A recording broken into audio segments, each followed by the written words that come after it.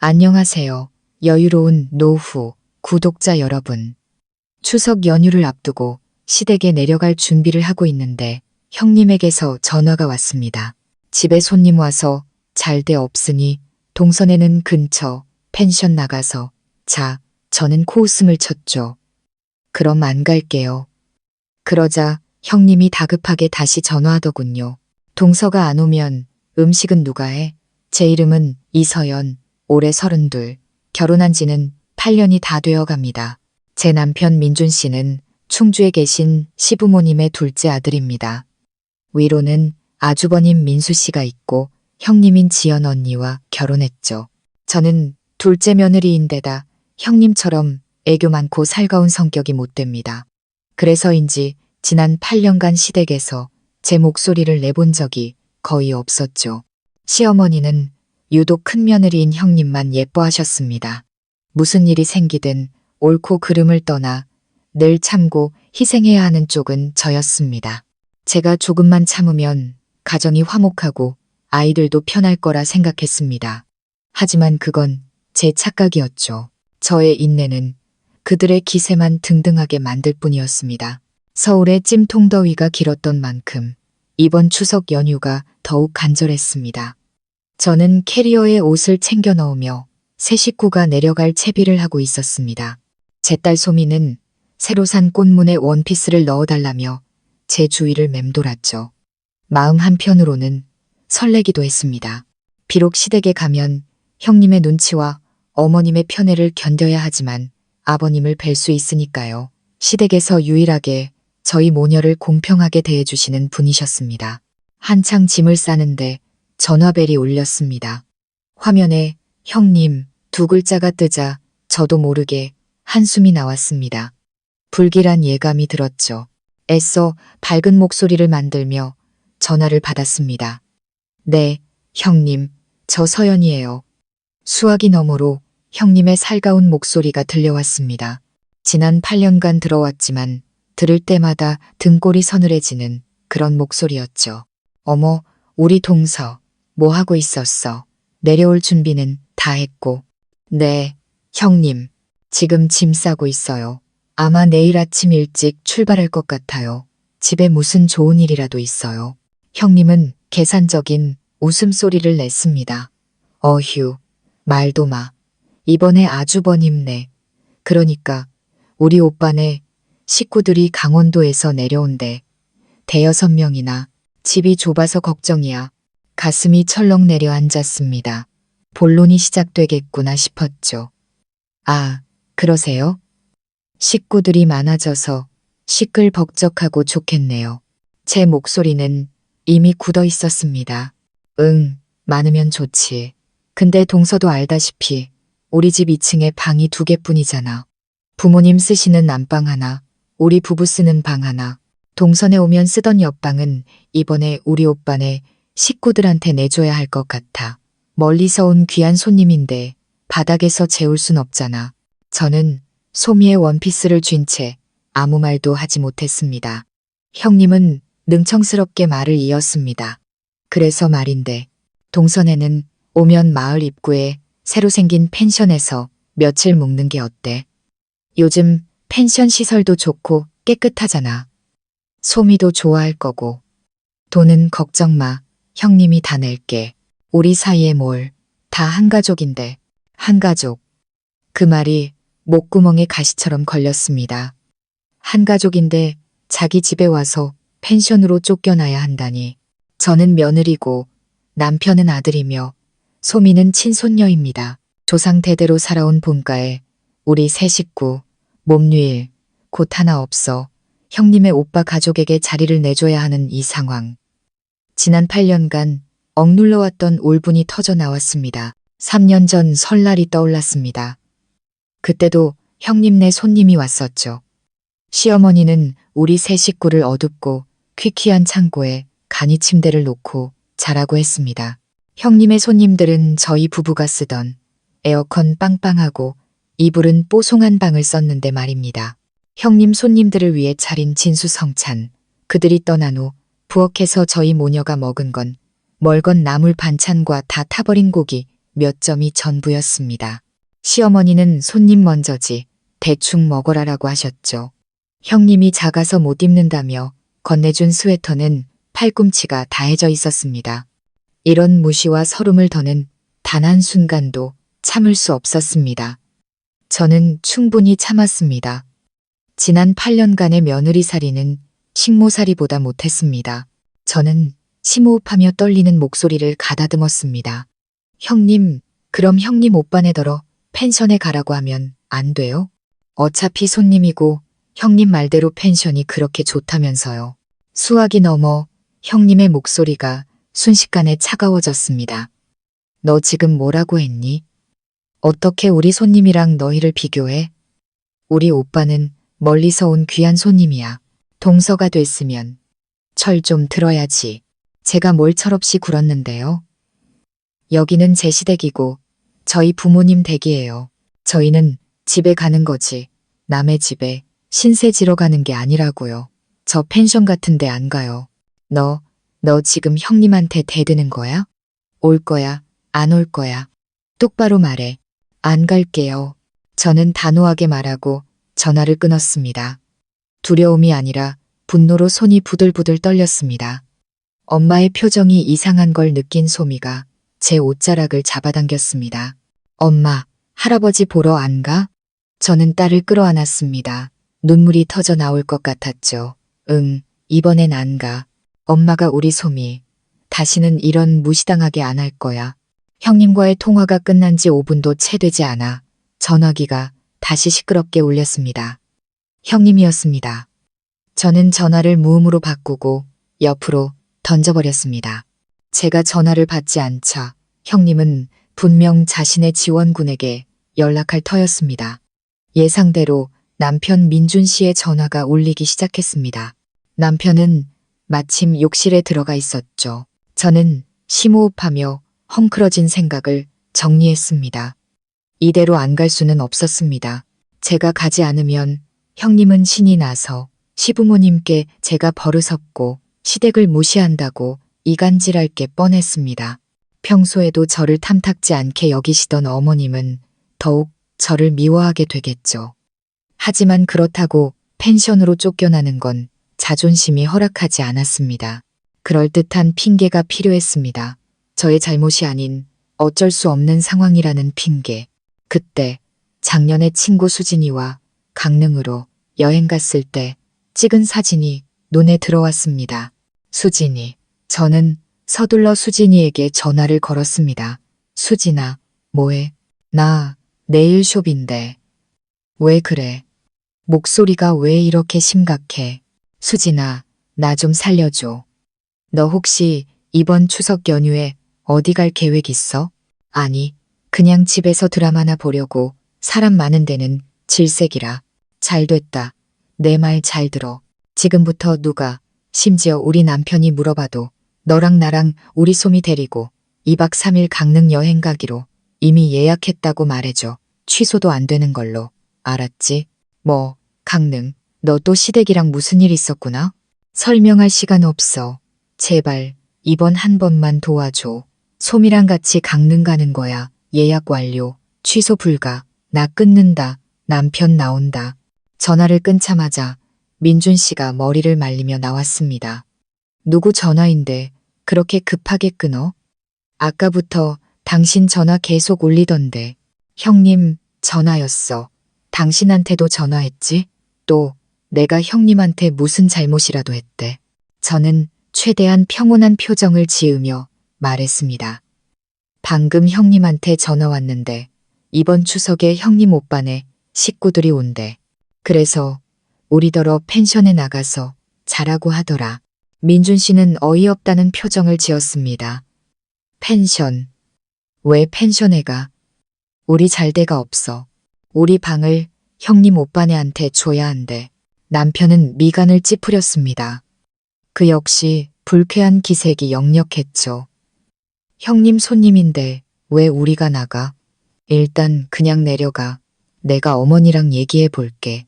정 안 되면 거실에서 자더라도 펜션은 좀 아니지. 남들이 비웃겠다. 저는 고개를 저었습니다. 아니, 여보, 왜 아니야? 당신도 고집 좀 그만 부려. 나 피곤해. 저는 남편의 눈을 똑바로 쳐다보며 말했습니다. 나 8년 동안 참았어. 이제 지쳤다고. 이번엔 더는 못 참아. 그럼 어쩔 건데?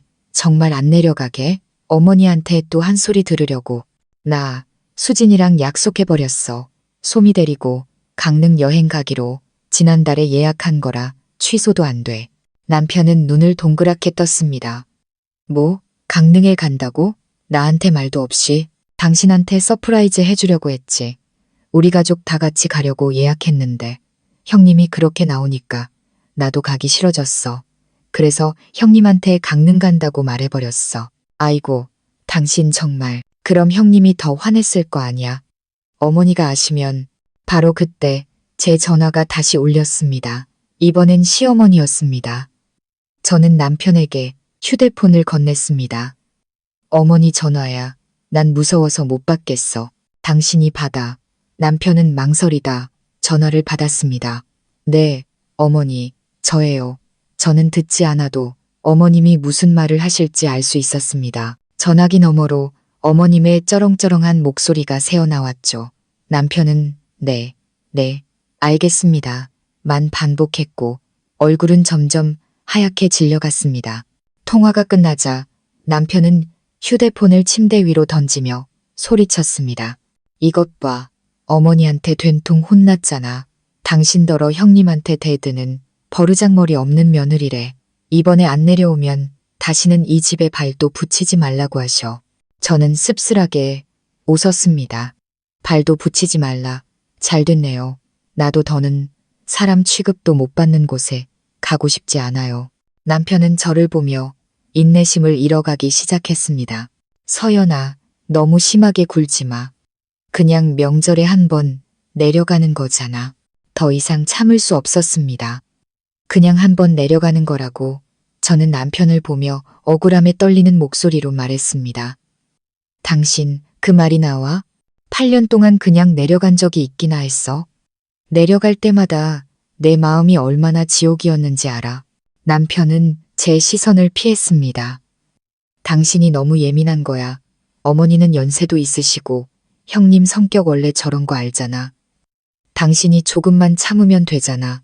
내가 뭘 더 참아. 저는 거의 소리를 질렀습니다. 작년 할아버지 제사 때 기억 안 나.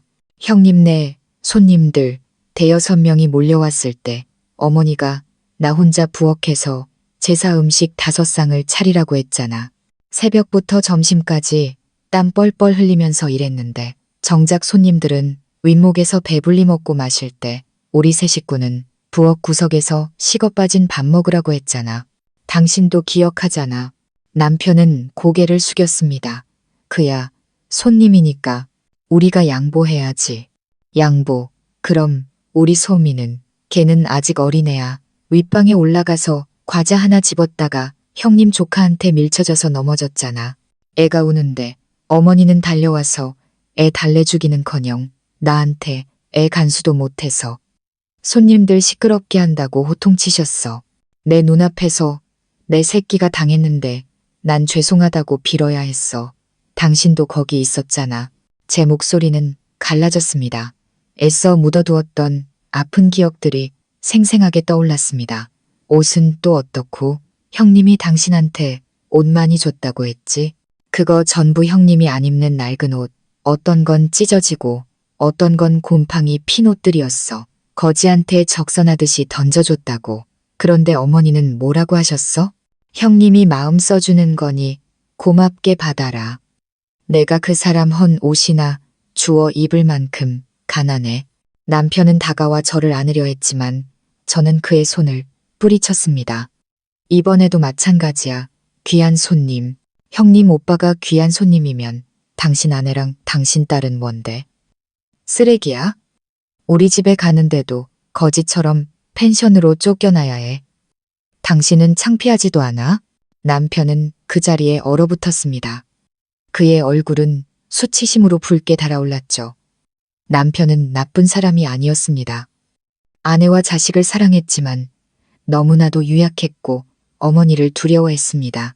그는 늘 좋은 게 좋은 거라는 식으로 문제를 덮으려 했고 그 가짜 평화를 위해 희생하는 사람은 언제나 저였습니다. 남편은 침대 끝에 주저앉아 머리를 쥐어뜯었습니다. 미안해. 내가 너무 무심했어. 당신이 그렇게까지 힘들었을 줄은 몰랐어. 저는 고개를 돌려 흐르는 눈물을 닦았습니다. 당신 사과 필요 없어. 그냥 내 인내심에도 한계가 있다는 것만 알아줘. 난 성인군자가 아니니까. 한동안 침묵이 흘렀습니다. 거실에서 소미가 장난감을 가지고 노는 소리만이 들려왔죠. 마침내 남편이 한숨을 쉬며 말했습니다. 알았어. 이번엔 당신 말 들을게. 소미 데리고 강릉 다녀와. 바람도 쐬고 기분 풀고 와. 친구 수진이도 정말 같이 가는 거야? 예약 다 했어. 저는 눈 하나 깜짝하지 않고 거짓말을 했습니다. 그래, 그럼 다녀와. 난 서울에 남을게. 나도 시댁에 안 갈래. 회사에 급한 일 생겨서 명절 특근해야 한다고 말씀드릴 거야. 저는 놀랐습니다. 남편이 어머니에게 반항한 것은 이번이 처음이었죠. 정말 안 갈 거야? 안 가. 혼자 내려가서 뭐해. 나도 이제 지쳤어.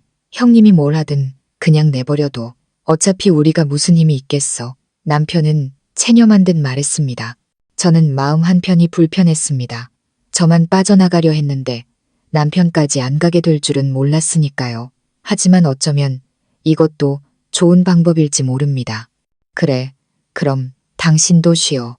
이번 명절은 우리 가족 모두 휴가라고 생각하자. 제 말이 끝나기 무섭게 전화가 다시 울렸습니다. 시어머니였습니다. 이번에는 남편에게 넘기지 않았습니다. 이제 제가 직접 맞서기로 결심했죠. 심호흡을 하고 남편에게 조용히 하라는 신호를 보낸 뒤 통화 버튼을 눌렀습니다. 네, 어머님, 저예요.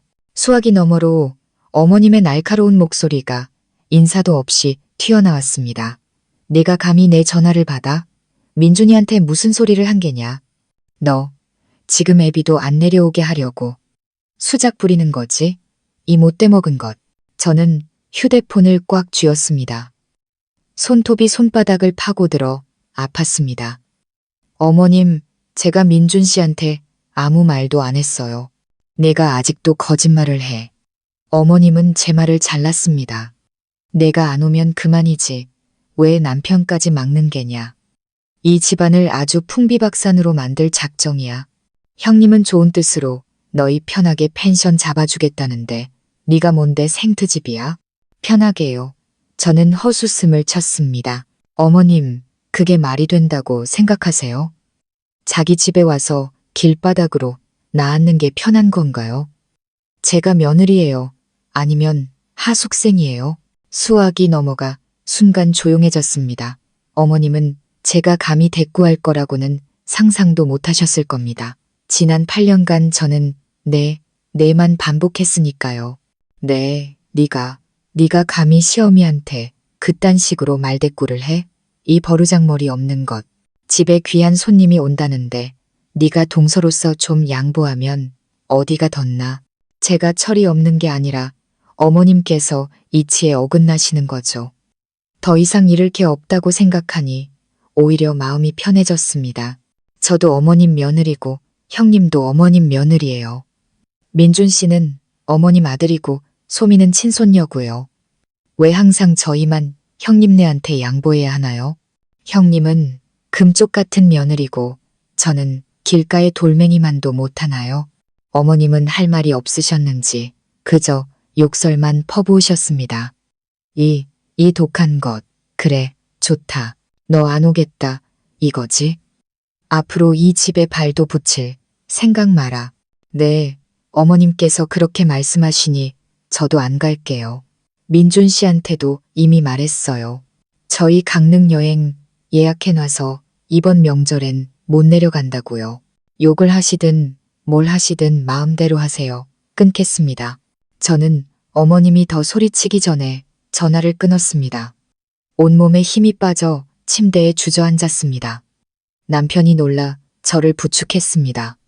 당신 배짱 한번 두둑하네. 어떻게 어머님한테 그렇게 말해. 이렇게라도 말 안 하면 내가 화병나서 죽을 것 같았어.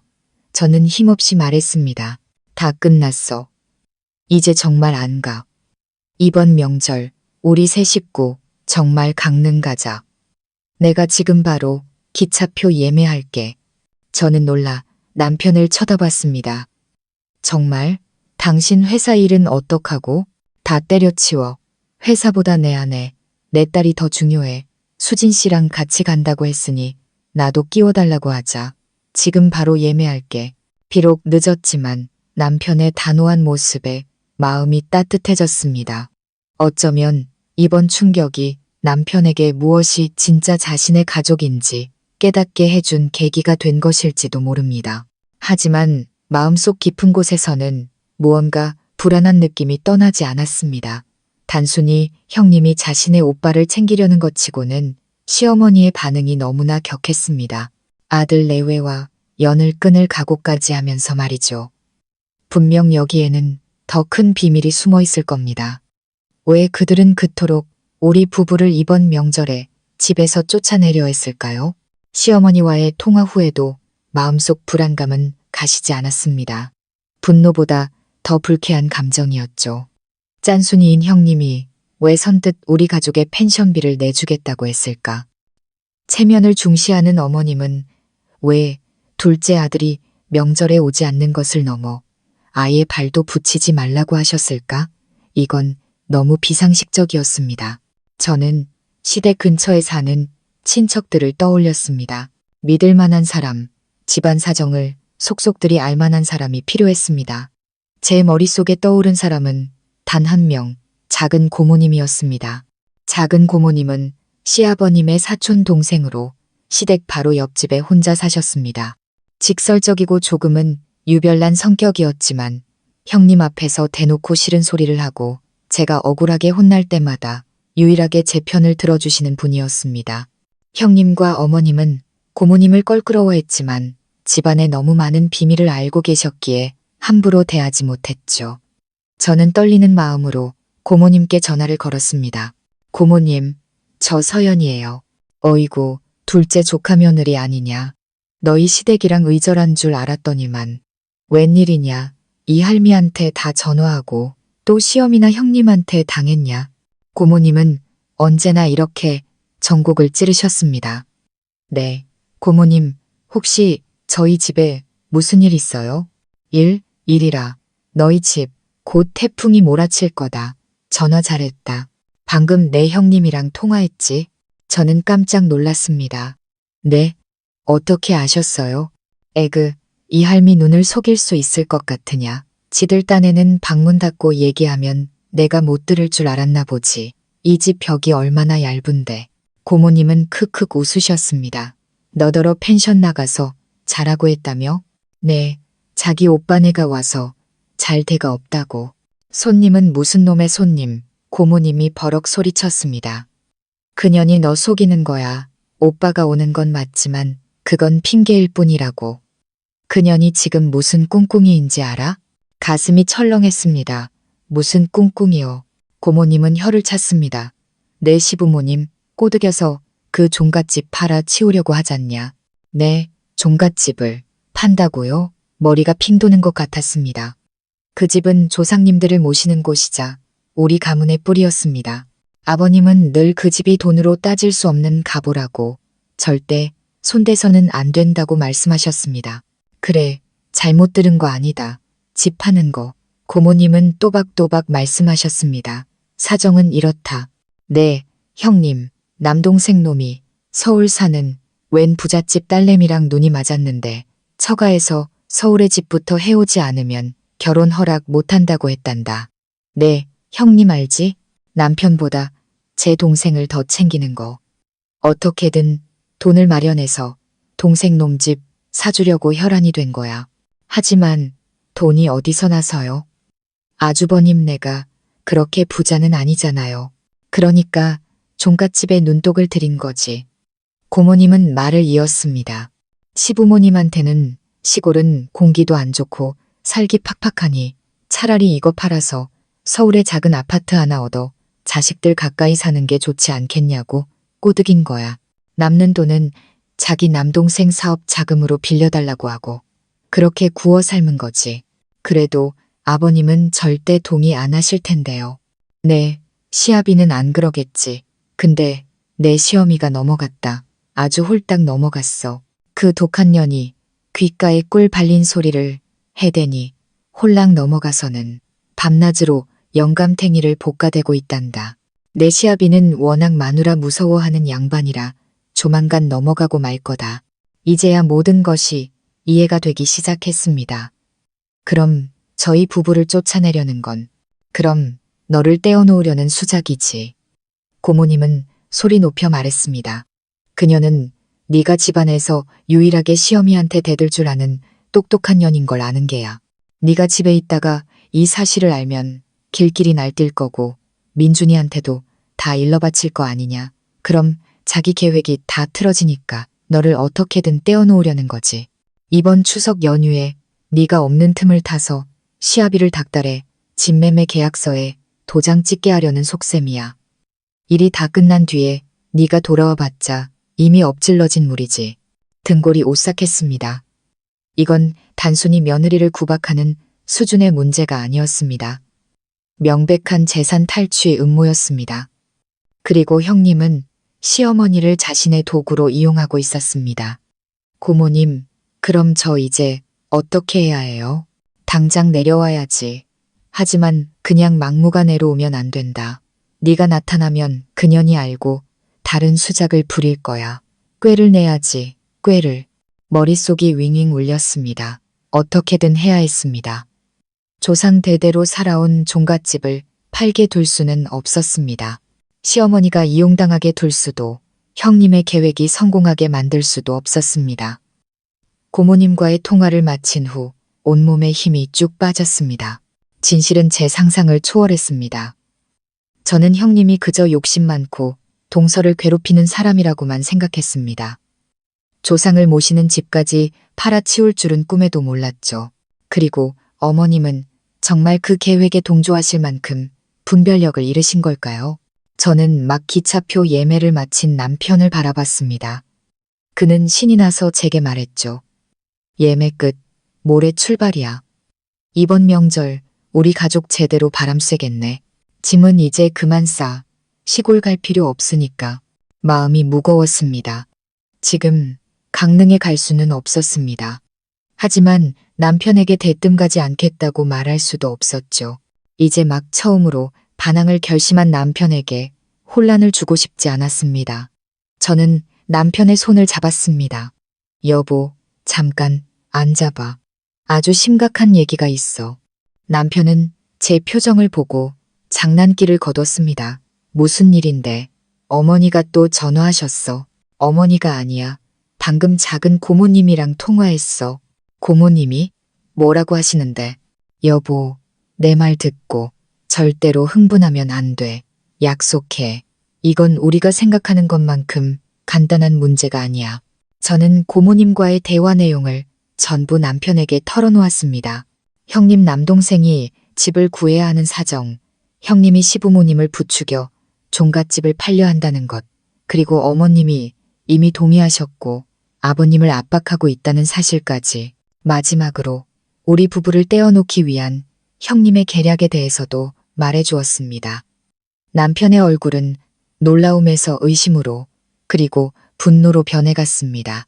처음에는 믿지 않으려 했습니다. 당신 무슨 말도 안 되는 소리를 해.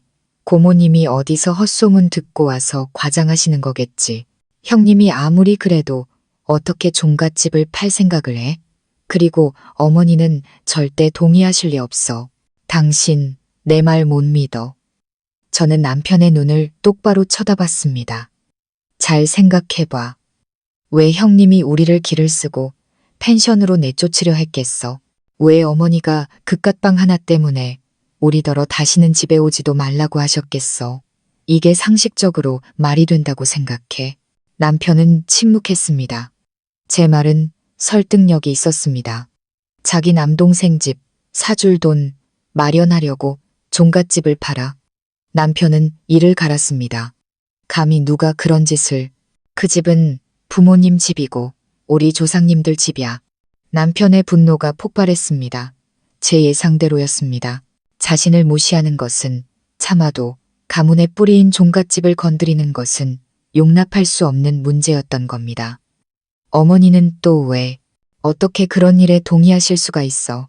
형님이 무슨 약이라도 먹인 거야. 남편은 벽에 주먹을 내리쳤습니다. 나도 몰라. 저는 고개를 저었습니다. 확실한 건 우리가 더 이상 가만히 있어서는 안 된다는 거야.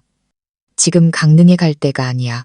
우리가 가버리면 정말로 집을 잃게 될 거야. 남편은 걸음을 멈추고 저를 바라봤습니다. 그의 눈에는 결의가 가득했습니다. 어디고 안 가. 나 당장 시골 내려갈 거야. 오늘 밤에 바로 갈래. 안 돼. 저는 다급하게 남편을 말렸습니다. 진정해. 당신이 지금 그렇게 불쑥 내려가면 나 여기 있어 하고 광고하는 꼴이야. 형님은 계획이 들통난 걸 알게 될 거고 다른 꿍꿍이를 꾸밀 거야. 어머니는 또 형님 편을 들면서 당신이 마누라 말만 듣고 와서 분란 일으킨다고 하실 거라고. 그럼 상황은 더 복잡해져. 그럼 어떡하라고. 그냥 앉아서 보고만 있으라고. 아니, 계획이 필요해. 형님이 연극을 하고 싶어 하니 우리도 같이 연극을 해주는 거야. 아니, 우리 연기가 한 수 위여야지. 무슨 계획? 남편은 의심스러운 눈으로 저를 봤습니다. 저는 남편을 보며 그동안 숨겨왔던 비장의 카드를 꺼낼 때가 왔음을 직감했습니다. 한 번도 사용하게 될 줄 몰랐던 카드였죠. 여보, 내가 그동안 형님의 물건 몇 가지를 가지고 있었다는 거 알아? 남편은 의아한 표정으로 저를 봤습니다. 물건, 무슨 물건? 진정하고 내 말 들어. 나 이 집에 시집 와서 내 분수를 알아. 분란 일으키는 거 싫어하고 남 해코지할 생각도 없어. 하지만 형님과 어머님 사이에서 살면서 나 자신과 소미를 지키려면 방어벽이 필요했어. 남편은 조용히 제 다음 말을 기다렸습니다. 1년 전쯤 아버님 편찮으셨을 때 형님이 집에 온 적 있지? 그때 형님이 누구랑 통화하는 걸 들었어. 아마 자기 남동생이었을 거야. 내가 소미 데리고 예방접종 간 줄 알고 방문도 안 닫고 통화하더라고. 근데 내가 접종 수첩을 깜빡해서 다시 돌아왔거든. 저는 그날 들었던 형님의 차갑고 경멸적인 목소리를 떠올렸습니다. 뭐라고 했는데? 남편이 초조하게 물었습니다. 웃으면서 그러더라. 걱정 마. 우리 시어머니 이제 정신도 오락가락해서 내가 하는 말이면 다 믿어. 꿀 발린 소리 몇 마디만 하면 돈 다 내주신다고. 시아버지는 워낙 마누라 무서워하니까 시어머니만 허락하면 끝이야. 그러면서 나중에 부모님 늙고 병들면 연금까지 다 빼돌려서 자기들끼리 나눠 갖자고 하더라. 둘째 놈은 멀리 사니 뭘 알겠어? 하면서 세상에 형님이 부모님을 두고 그런 말을 했다고? 남편의 눈이 충격으로 커졌습니다. 저는 남편의 눈을 똑바로 보며 말했습니다. 한마디도 빼놓지 않고 다 들었어. 그리고 그 통화 내용 전부 녹음해뒀어. 녹음? 응. 컴퓨터에 잠금 폴더 만들어서 저장해뒀어. 남편은 충격에 빠졌습니다. 그가 형님이라고 부르던 사람이 그런 말을 했다는 것도, 제 아내가 그런 엄청난 일을 저질렀다는 것도 믿을 수 없었죠. 여보, 날 탓하지는 마. 형님을 해치려던 게 아니야. 그냥 나 자신을 지키기 위한 보험이었어. 언젠가 형님이 우리 부부에게 누명을 씌울 때 결백을 증명할 증거로 쓰려고 했지. 하지만 이게 다가 아니야. 또 뭐가 있는데? 어머님이 제사상 서랍에 넣어두시는 갈색 가죽 표지, 가계부 기억나? 남편은 고개를 끄덕였습니다. 어머님이 집안의 크고 작은 지출을 모두 기록해두는 가계부였죠.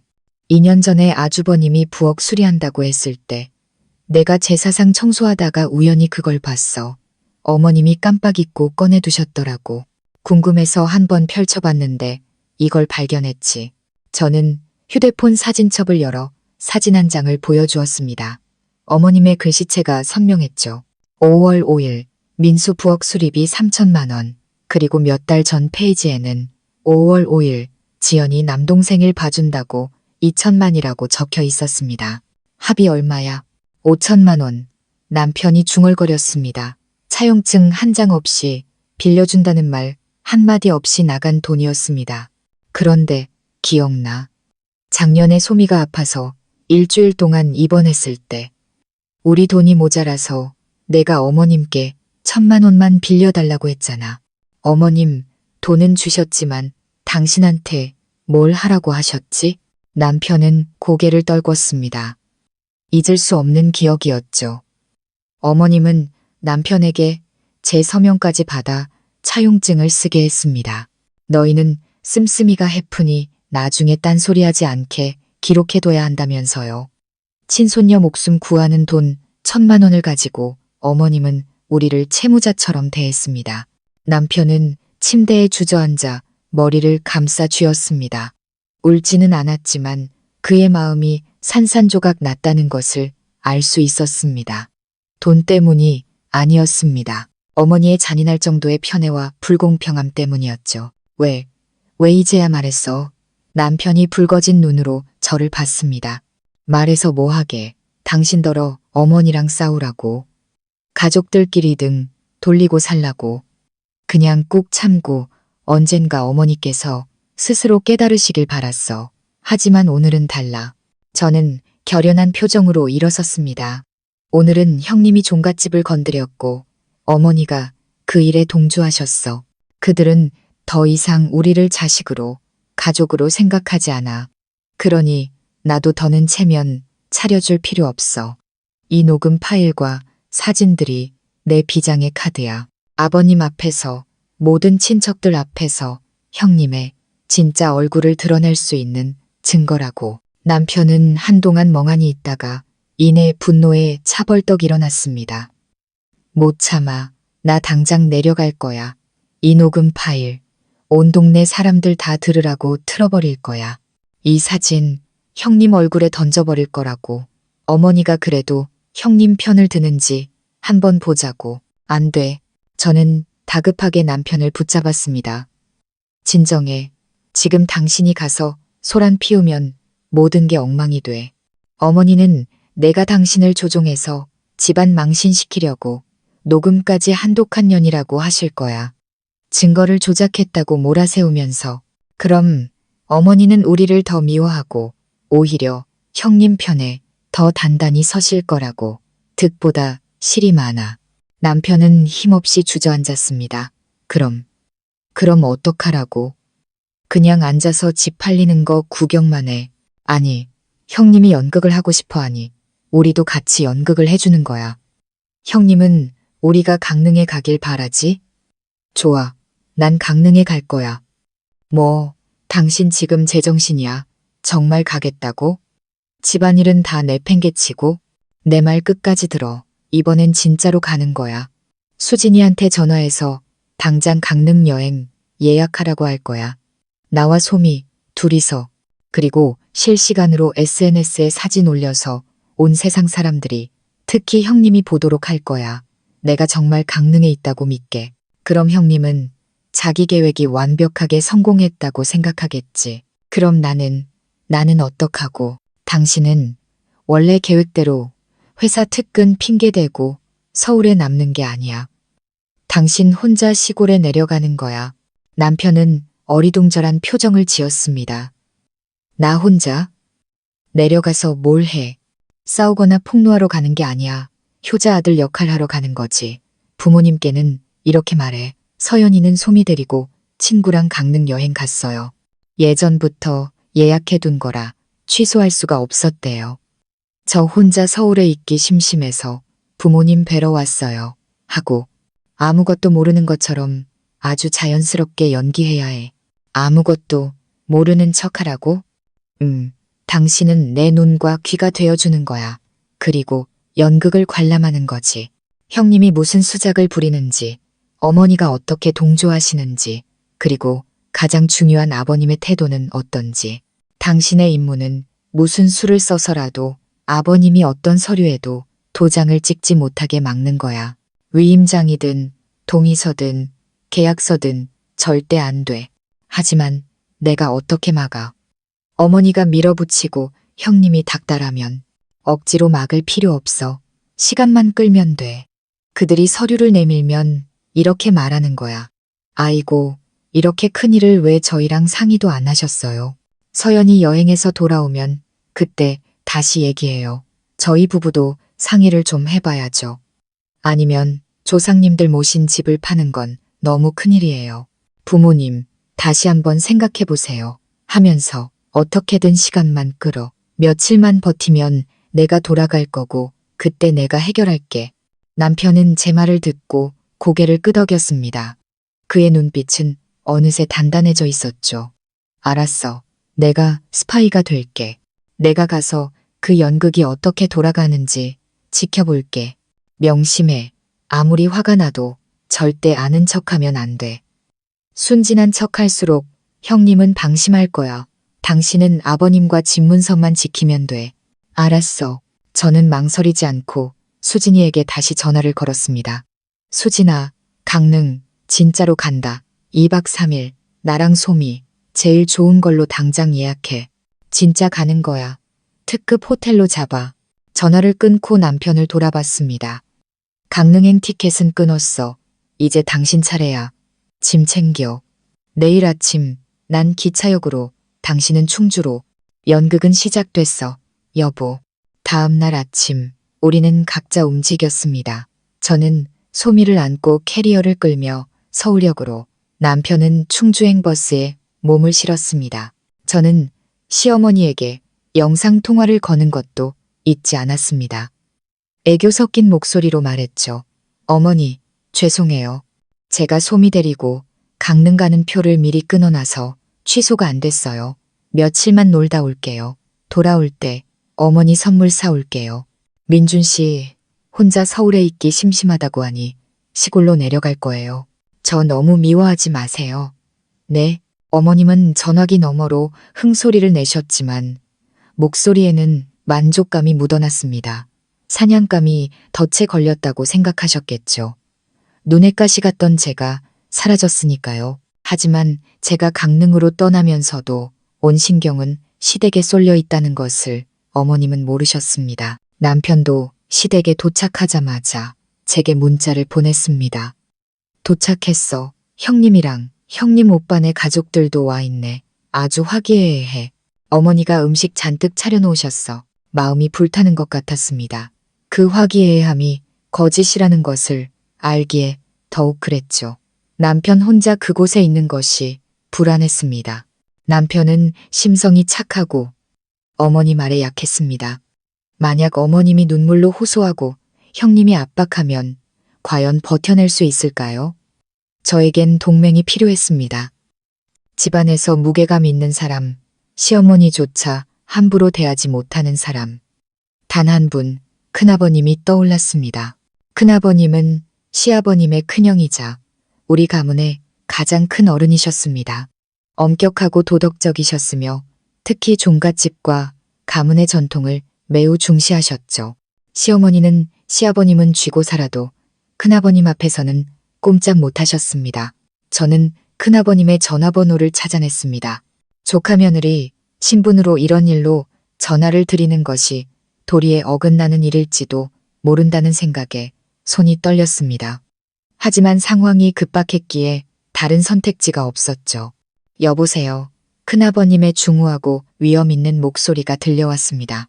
큰아버님, 저 민준이 아내 서연이에요. 아침부터 죄송합니다. 혹시 잠시 통화 괜찮으실까요? 집안의 아주 중요한 일로 여쭤볼 것이 있어서요. 수화기 너머는 잠시 조용했습니다. 민준이 그래, 말해보거라. 저는 심호흡하고 차근차근 설명을 시작했습니다. 형님이 우리 부부를 쫓아낸 이야기, 종갓집을 팔려는 음모에 대한 작은 고모님의 경고, 그리고 형님을 속이기 위해 제가 강릉으로 떠나고 남편이 시댁으로 내려간 저희 부부의 계획까지. 제 이야기가 끝났지만 큰아버님은 여전히 침묵하셨습니다. 그 침묵에 저는 더욱 초조해졌습니다. 큰아버님, 듣고 계세요? 제가 분수 넘게 어른들 일에 끼어드는 건 알지만 이건 조상님들을 모신 큰아버님이 제 말을 끊으셨습니다. 목소리에는 깊은 피로감이 묻어났습니다. 너는 내 시어미가 그 지연이라는 애한테 속아서 꼬드김에 넘어가서 집을 판다고 생각하는 게냐? 저는 의아했습니다. 네? 작은 고모님께서는 형님이 어머님을 구워 삶았다고. 아니다, 얘야. 큰아버님은 한숨을 쉬셨습니다. 진실은 네가 생각하는 것보다 더 잔인하다. 가슴이 철렁 내려앉았습니다. 지난주에 큰아버님은 천천히 말씀하셨습니다. 내 시어미가 직접 나를 찾아왔었다. 의견을 물으러 온 것이 아니라 통보를 하러 온 것이었지. 통보요? 그래. 종갓집을 팔기로 결정했다는 통보였다. 큰며느리가 잘 아는 사람을 찾아왔는데 값을 아주 잘 쳐준다고 하더구나. 2억에 팔고 그 돈으로 서울에 작은 아파트 하나 얻어서 민수네 근처에서 살겠다고 했다. 이 답답한 시골 구석보다 그게 훨씬 깨끗하고 편하지 않겠냐면서 귀가 멍멍했습니다. 2억이요? 아버님, 다시 한번 말씀해 주세요. 어머님께서 직접 집을 팔고 싶어 하셨다고요? 형님이 부추긴 게 아니라? 그래, 주동자는 내 시어미다. 그 지연이라는 애는 그저 바람을 잡고 매수자를 찾아온 것뿐이야. 내 시어미가 완전히 노망이 든 게지. 내가 불호령을 내렸다. 조상님들 모신 집을 어찌 돈 몇 푼에 팔아 치우려 하냐고. 당장 그만두라고 했지. 그랬더니 단단히 삐져서 돌아가더구나. 그런데도 기어코 일을 저지를 줄은 몰랐다. 그럼 아버님은요? 아버님도 동의하셨어요. 내 시아비야. 평생을 마누라 등살에 눌려 산 사람 아니냐. 내 시어미가 뭐라 하든 찍소리나 했겠느냐. 내가 호통을 쳐도 고개만 숙이고 있더구나. 이 집은 내 시어미가 팔려고 작정한 집이다. 큰며느리는 그저 행동대장일 뿐이야. 온몸의 피가 차갑게 식는 것 같았습니다. 제 계획은 처음부터 뿌리가 잘못되어 있었습니다. 저는 남편이 형님의 계략으로부터 부모님을 지키기 위해 내려간다고 생각했습니다. 하지만 이제 보니 남편은 형님뿐만 아니라 자신의 친어머니와도 정면으로 맞서 싸워야 하는 것이었습니다. 남편 혼자서 어떻게 그들을 감당할 수 있을까요? 큰아버님, 제 목소리가 떨려 나왔습니다. 그럼 이제 어떻게 해야 하죠? 민준 씨 혼자서는 어머님을 당해낼 수 없을 텐데요. 진정하거라. 큰아버님의 목소리가 단호하게 바뀌었습니다. 내가 너한테 연락하지 않은 것은 나 역시 계획을 세우고 있었기 때문이다. 그들이 2억에 팔고 싶어 한다. 좋다. 아주 잘 됐어. 저는 큰아버님의 의도를 이해할 수 없었습니다. 네, 너희 부부 연극을 보고 싶다고 했지. 좋다. 이제 우리 더 큰 판을 한번 벌여보자. 그들이 판 연극보다 더 큰 연극을 말이다. 제 꾀에 제가 넘어가게 만드는 거지. 어떻게 생각하느냐. 저는 여전히 서울역이었습니다. 시끄러운 안내 방송 소리에도 제 귀에는 오직 큰아버님의 힘이 있는 목소리만 들려왔습니다. 연극이라니요. 무슨 그들이 2억에 팔려고 한다고 했지? 네, 어머님께서 그렇게 말씀하셨대요. 좋다. 내게 부동산 중개업을 하는 장 사장이라는 친구가 있다. 가끔 우리 동네에 와서 헌집을 보러 다니곤 하지. 얼마 전에 그 친구가 그러더구나. 서울에 있는 한 여행사에서 오래된 시골집이나 한옥을 사들여서 외국인 관광객들을 위한 한옥 스테이로 개조하는 사업을 한다고. 값을 아주 후하게 쳐준다고 했어. 저는 큰아버님의 계획을 어렴풋이 짐작할 수 있었습니다. 그럼 장 사장님께 부탁해서 그래, 내 친구 한 명을 그 여행사 투자자인 척 위장시키는 거다. 장 사장과 그 가짜 투자자가 아주 우연을 가장해서 너희 집에 찾아갈 게다. 그런 다음에는요, 지현이라는 애는 2억에 팔려고 혈안이 되어 있겠지. 내 투자자는 집을 둘러보고는 그보다 3억이 더 높은 5억을 부르겠다. 저는 기차역 한가운데서 환호성을 지를 뻔했습니다. 정말 기가 막힌 계획이었습니다. 큰아버님, 그렇게 하시면 어머님은 3억이나 더 준다는 말에. 그래, 큰아버님은 고개를 끄덕이셨습니다. 내 목적은 두 가지다. 첫째, 내 시어미가 정말로 단지 깨끗하고 편한 아파트 생활을 위해 집을 팔고 싶어 하는 것이라면 더 높은 가격을 부르는 사람에게 팔지 않을 이유가 없지. 돈을 보면 당장 내 투자자에게 집을 팔겠다고 할 게다. 둘째, 그리고 이게 가장 중요하다. 그 지연이라는 애의 반응을 보는 거지. 만약 그 애도 더 높은 값에 팔게 된 것을 기뻐한다면 그저 철없이 동생을 돕고 시어머니에게 잘 보이려 했던 것으로 생각하고 용서해 줄 여지가 있다. 하지만 만약 그 애가 어떻게든 방해하려 든다면요. 저희 투자자를 사기꾼으로 몰아가고 기억 후 그 2억짜리 아는 사람에게 팔아야 한다고 우긴다면 그 2억이라는 거래에 무언가 꿍꿍이가 있다는 뜻이겠죠. 제가 큰아버님의 말을 이었습니다. 혹시 실제로는 더 비싼 값에 팔면서 2억이라고 속이고 차액을 챙기려는 건 아닐까요? 그럴 가능성도 배제할 수 없다. 큰아버님은 대답하셨습니다. 나는 그 아는 사람이라는 놈이 그 애와 그 남동생이 꾸며낸 가짜 인물일 수도 있다고 의심하고 있다. 이번 계획은 그 애의 가면을 벗겨낼 거다. 이것이야말로 제 꾀에 제가 넘어가게 만드는 방법이지. 마음속 깊은 곳에서 희망이 솟아났습니다. 큰아버님께서 나서신다면 분명 모든 것이 달라질 겁니다.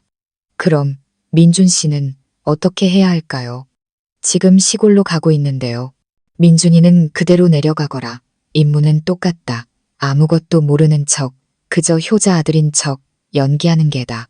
시어미와 큰며느리가 연극을 하도록 그냥 내버려둬. 투자자 일은 내가 알아서 할 테니 가장 극적인 순간에 나타나도록 준비시키겠다. 네, 그럼 저는요. 표를 취소하고 돌아가야 할까요? 아니다. 큰아버님은 단호하게 말씀하셨습니다. 너는 예정대로 강릉에 가야 한다. 아주 즐겁게 여행하는 척 해야 해. 네가 사라져야 그 지연이라는 애가 방심할 게 아니냐. 제 계략이 성공했다고 믿고 신나서 그 2억짜리 매수자를 끌어들이겠지. 바로 그때 내 5억짜리 투자자가 등장하는 거다. 그래야 연극이 더 재밌어지지 않겠느냐. 이제야 모든 것이 이해됐습니다. 이 연극판에서 형님은 자신이 주인공이라고 생각하겠지만 사실은 장기판 위의 졸에 불과했습니다. 진짜 판을 짜는 사람은 큰아버님과 저였죠. 네, 알겠습니다. 큰아버님. 정말 감사합니다. 이 은혜를 어떻게 갚아야 할지. 됐다. 조상님들 모신 집을 지키는 건 이 집안 장손의 책임이다. 너는 즐겁게 여행이나 다녀오너라. 계속 연락하고 무슨 일 있으면 민준이한테 전하겠다. 전화를 끊자 마침 기차가 곧 출발한다는 안내 방송이 나왔습니다. 저는 소미를 안고 기차에 올랐습니다. 마음이 한결 가벼워졌죠. 서울 하늘을 바라보며 다짐했습니다. 형님, 연극을 하고 싶으세요? 제가 아주 큰 무대를 차려드릴게요. 기차에 오른 후에도 마음은 여전히 불안했지만 소미는 신이 나서 창밖 풍경을 보며 제잘거렸습니다. 저는 애써 걱정을 떨치고 소미의 사진을 몇 장 찍어 친구 수진이에게 보냈습니다. 그리고 부탁했죠. SNS에 아주 즐거운 척 글을 올려달라고. 남편과 시댁은 있고 두 모녀 강릉에서 힐링 중, 공기 너무 좋다 라고요. 저는 형님이 아무리 바빠도 제 동태를 살피고 있을 거란 걸 알았습니다. 제가 정말 떠난 것을 보면 그녀는 더욱 방심하겠죠. 한편 충주에 도착한 남편도 제게 전화를 걸어왔습니다. 속삭이는 목소리로 말했죠. 나 도착했어. 어머니랑 형님 오빠네까지 다 마당에서 과일 먹으면서 웃고 떠들고 있어. 내가 혼자 온 걸 보시더니 어머니가 엄청 좋아하시네. 역시 우리 아들, 마누라가 놀러가도 아들은 부모님 챙겨야지 하시면서 형님도 엄청 살갑게 굴어. 자기 역할에 충실해. 그냥 효자 아들, 순진한 아들인 척해. 집 얘기는 꺼내지도 말고 그들이 먼저 꺼내게 둬. 내 몸은 강릉에 있지만 내 눈과 귀는 당신이야. 큰아버님의 계획대로 다음 날 아침이었습니다. 온 가족이 아침 식사를 하고 있을 때 큰아버님께서 우연히 아침 운동을 하다 들르셨습니다. 시어머니는 며칠 전 큰아버님께 혼난 것이 마음에 걸렸지만 시아주버님 앞이라 살갑게 맞이했습니다. 어머, 아주버님, 웬일로 이른 아침부터 오셨어요? 들어오셔서 아침 드세요. 큰아버님은 손을 저으며 근엄한 표정으로 말씀하셨습니다. 아니다, 아침은 먹었다. 재수 씨랑 동생 잘 있나 보러 왔다. 듣자 하니 귀한 손님이 오셨다지. 큰아버님은 거실에 앉아있는 형님의 오빠, 가족을 힐끗 쳐다보셨습니다. 형님이 황급히 일어났습니다. 네, 아주버님, 강원도에서 오빠가 내려왔어요. 인사드려라. 큰아버님은 고개를 끄덕이시곤 시아버님을 보며 말씀하셨습니다. 동생, 내가 할 말이 있네. 이 종갓집 말일세. 지난번에 재수 씨가 2억에 팔고 싶다고 해서 내가 말렸는데 아무래도 아직 미련을 못 버린 것 같구먼. 시어머니는 그 말을 듣자마자 끼어들었습니다. 아주버님, 세상이 변했어요. 애들은 다 도시에 나가 사는데 우리가 여기서 뭐 하겠어요. 이거 팔고 서울 가서 아파트 얻으면 자식들하고 오순도순 사는 게 더 좋죠. 그때 남편이 아무것도 모른다는 순진한 표정으로 끼어들었습니다. 네, 집을 팔아요. 전 처음 듣는 얘기인데요. 아버지, 어머니, 종갓집을 파신다고요? 시어머니는 남편을 쏘아봤습니다. 넌 뭘 안다고 나서 어른들 얘기하는데 넌 가만히 있어. 우리가 다 알아서 결정했어. 바로 그 순간 대문 밖에서 오토바이 소리가 들렸습니다. 큰아버님이 말씀하신 장 사장과 하얀 셔츠에 안경을 끼고 서류 가방을 든 한눈에 봐도 점잖아 보이는 남자가 들어섰습니다. 장 사장은 너스레를 떨며 말했습니다. 아이고, 큰아버님, 아버님, 어머님, 예고도 없이 죄송합니다. 이분은 서울 발전 관광의 장 대표님이신데 요즘 저희 동네에 한옥 스테이를 만들려고 오래된 집을 보러 다니고 계십니다. 이 동네에서 아버님 댁이 제일 멋지다고 소문이 나서 제가 모시고 와봤습니다. 큰아버님은 놀란 척 하셨습니다. 오, 그런 일이 있었나? 참 공교롭구먼. 마침 이 집도 팔려고 내놓았는데. 시어머니는 집을 판다는 말에 눈이 번쩍 뜨였습니다. 황급히 일어나 말했죠. 어머나, 네, 어서 들어오세요. 대표님, 저희 집이 낡아 보여도 다 최고급 목재로 지은 집이에요. 큰아버님의 친구분이 연기하는 장 대표는 역할을 시작했습니다. 그는 집안을 한 바퀴 돌며 기둥을 두드려보고 석가래를 살펴보더니 감탄사를 연발했습니다. 이야, 역시 고택은 다르군요. 이 터와 집의 방향이 관광 사업하기에 아주 좋습니다. 그는 서류 가방에서 3D 설계도가 포함된 서류 뭉치를 꺼냈습니다. 보십시오. 저희가 구상하는 설계도입니다. 집의 뼈대는 그대로 두고 내부만 현대식으로 개조할 겁니다. 마당에는 작은 수영장도 만들고요. 이 일대에서 가장 인기 있는 한옥 스테이가 될 겁니다. 평생 이 집을 아껴오신 시아버님도 집의 원형을 보존한다는 말에 마음이 동하는 듯 했습니다. 장 대표는 시부모님을 향해 말했습니다. 솔직히 말씀드려서 저희는 이 집이 아주 마음에 듭니다. 만약 파실 의향이 있으시다면 저희 회사에서는 5억 원을 제시하겠습니다. 5억입니다. 시어머니는 말을 더듬었습니다. 자신의 귀를 믿을 수 없었죠. 그 금액은 형님이 말한 2억보다 3억이나 많은 돈이었습니다. 장 대표는 확신에 찬 목소리로 말했습니다. 네, 5억입니다. 그리고 오늘 바로 결정해 주시면 계약금으로 현금 2억을 먼저 드리겠습니다. 공증도 확실하게 하고요. 어떠십니까? 계약금 2억을 바로 준다는 말에 시어머니의 눈은 탐욕으로 불타올랐습니다. 그녀는 시아버지를 향해 소리쳤습니다. 영감, 들었어요? 5억이래요. 당장 팔아야지. 뭘 망설여요. 어서 좋다고 해요. 평생 아내 말에 순종해온 시아버님도 큰 금액에 마음이 흔들려 고개를 끄덕였습니다. 그 값이면 괜찮지. 남편도 재빨리 순진한 척 끼어들었습니다. 와, 5억이요. 우리 집 재산이네요. 아버지, 어머니, 파세요. 저 대표님, 딱 봐도 믿음직스러워 보이시는데요. 단 한 사람, 형님만이 얼굴색이 변해 있었습니다. 그녀는 마치 벼락이라도 맞은 듯 얼굴이 파랗게 질려 있었죠. 시어머니부터 시아버지, 그리고 연기하는 남편까지 모두가 5억이라는 가격에 기뻐하고 있을 때 형님만이 찬물을 뒤집어 쓴 사람처럼 굳어 있었습니다. 그녀는 이 5억짜리 계약이 성사되면 자신의 2억짜리 계획이 물거품이 된다는 것을 알았습니다. 절대로 그렇게 되게 둘 수 없었죠. 시어머니가 당장 팔겠다 고 외치자마자 형님은 다급하게 끼어들었습니다. 목소리는 떨렸지만 애써 침착한 척했죠. 잠깐만요, 어머니, 아버님. 너무 서두르지 마세요. 집 문제는 평생이 걸린 큰일인데 이렇게 성급하게 결정하시면 안 되죠. 들떠있던 시어머니는 큰며느리의 말에 기분이 상했습니다. 성급하긴 뭐가 성급해. 3억이나 더 준다는데 마다할 이유가 없지 않으냐. 형님은 시어머니의 팔을 잡아 끌며 속삭였습니다. 어머니, 생판 모르는 사람들이잖아요.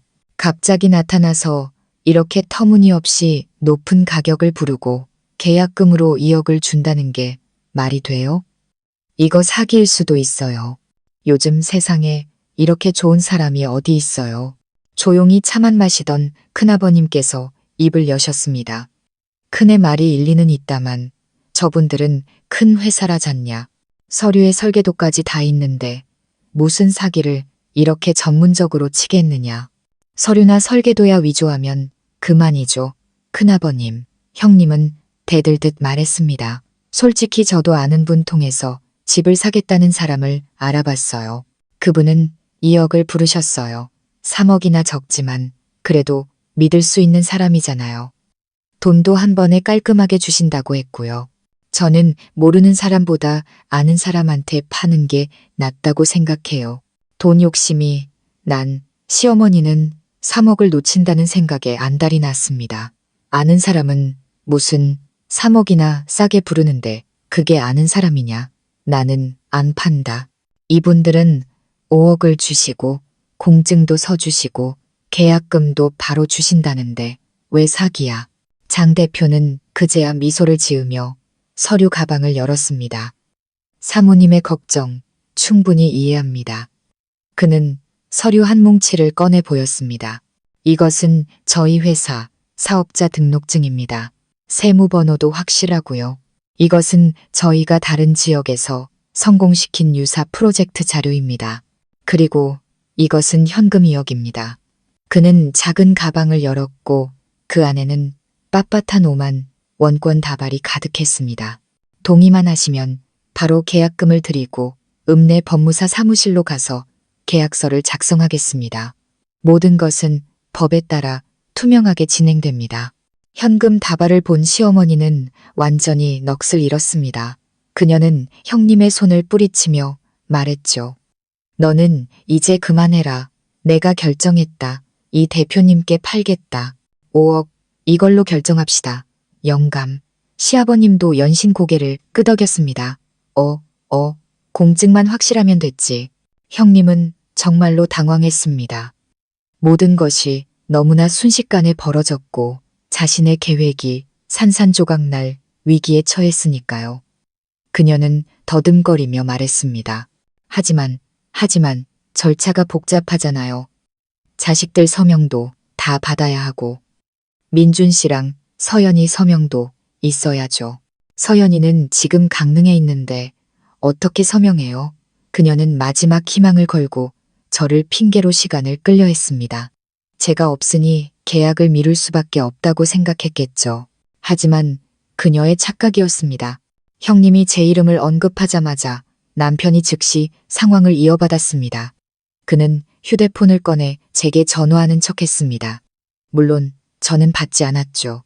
남편의 지시대로 강릉의 유명한 카페에서 사진을 찍어 SNS에 올리고 있었으니까요. 남편은 전화를 끊고는 아주 신난 목소리로 말했습니다. 아이고, 서연이가 지금 산에 올라갔나 봐요. 전화가 안 터지네.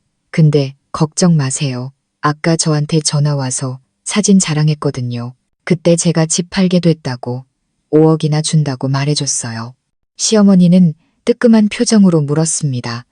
네, 네가 벌써 그 애한테 말했단 말이냐? 뭐라고 하더냐? 뭐라고 하긴요. 좋아서 난리가 났죠. 남편은 큰 소리로 웃었습니다. 세상에 5억이라니. 우리 부자 됐다고 당장 계약하라고 하던데요.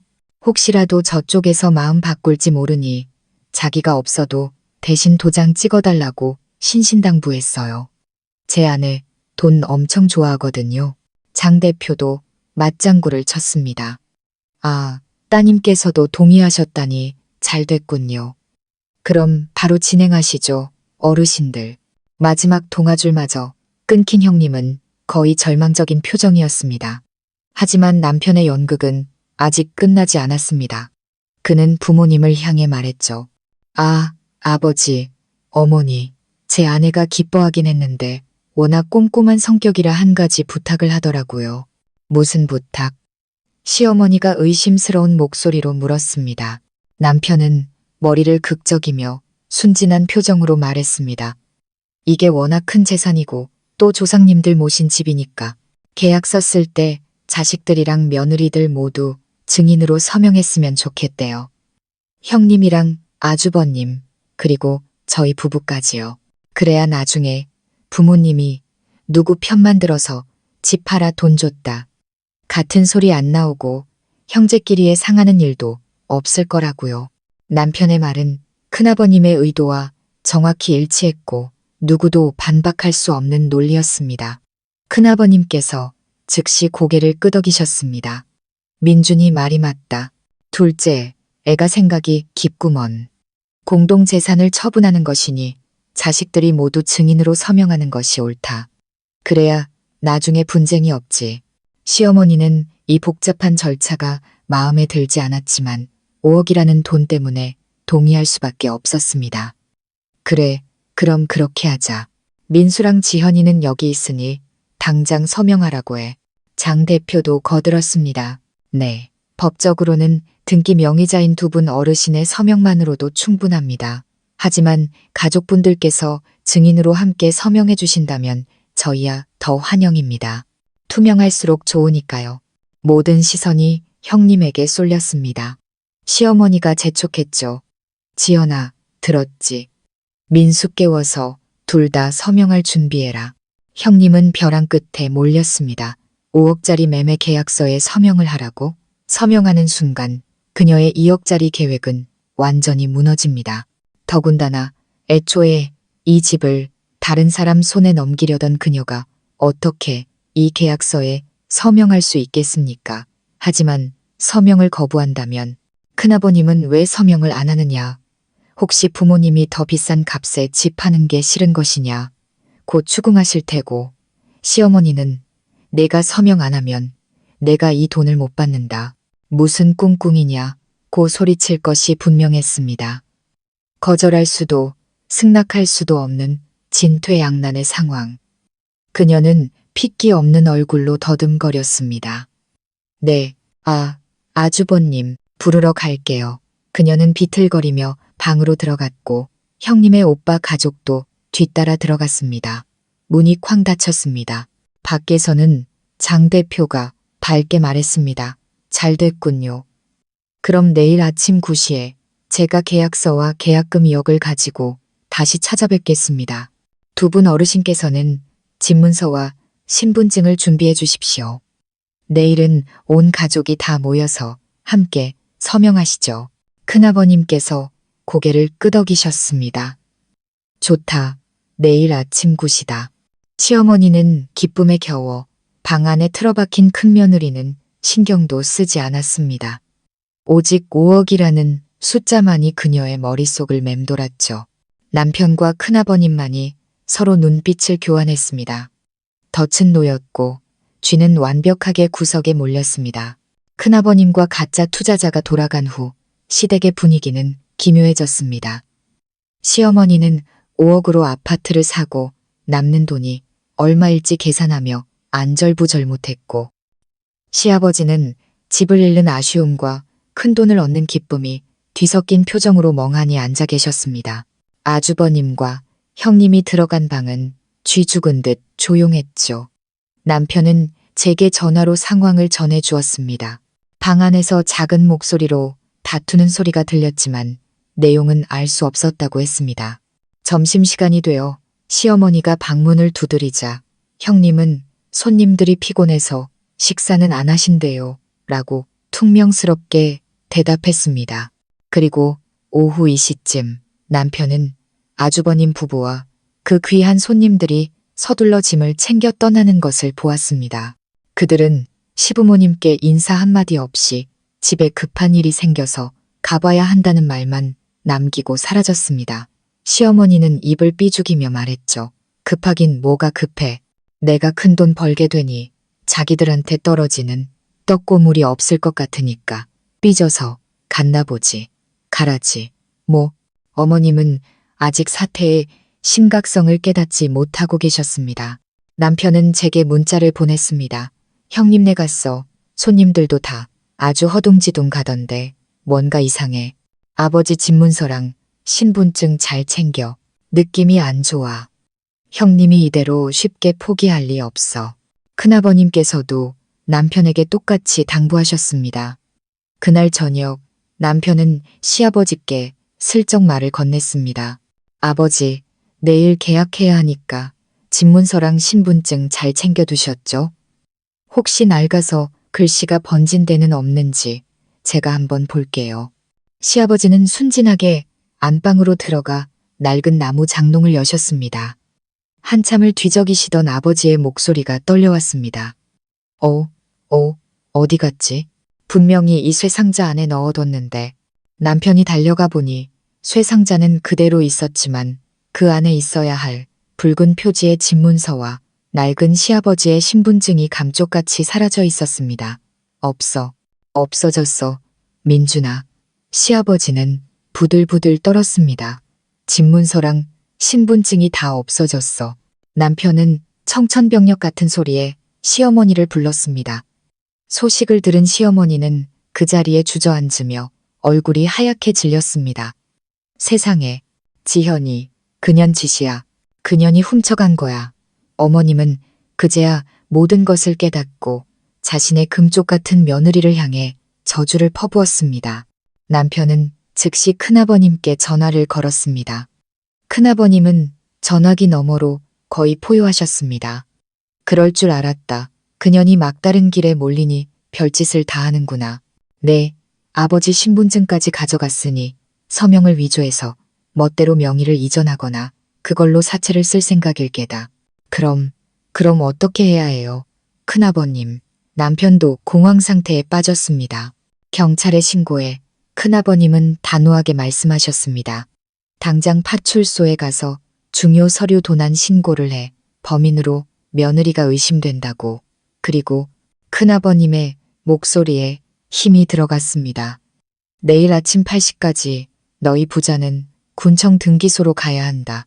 호적등본이든 뭐든 신분을 증명할 서류를 다 챙겨서 그 집문서로 어떤 거래도 할 수 없도록 거래 중지 신청을 해라. 서둘러라. 한 발 늦으면 집을 잃는다. 그날 밤 남편은 부모님을 부축해 큰아버님 댁으로 달려갔습니다. 동시에 강릉에 있던 저도 남편의 전화를 받았습니다. 여보, 다 틀렸어. 형님이 집문서랑 아버지 신분증 훔쳐서 도망갔어. 저는 그 말을 듣고 손발이 차가워졌습니다. 옆에서는 소미가 새근새근 잠들어 있었죠. 우리의 연극은 형님을 벼랑 끝으로 몰았고 그녀는 가장 위험한 수를 선택한 것이었습니다. 저는 즉시 남편에게 말했습니다. 여보, 내 말 들어. 나 지금 당장 돌아갈. 아니, 저는 생각을 바꿨습니다. 내가 돌아가면 안 돼. 내가 돌아간 걸 알면 형님은 더 서두를 거야. 당신이랑 큰아버님께 모든 게 달렸어. 큰아버님 말씀대로 당장 경찰에 신고하고 거래 중지 신청부터 해. 난 여행 취소하고 조용히 돌아갈게. 절대 모습을 드러내지 않을 거야. 일이 이 지경까지 이르렀는데 더 이상 강릉에 앉아 있을 수만은 없었습니다. 저는 소미에게 할머니가 급한 일로 부르셔서 집에 가야 한다고 둘러대고 친구 수진이에게 사실을 일부 털어놓았습니다. 수진아, 집에 큰일이 생겼어. 난 먼저 가야 할 것 같아.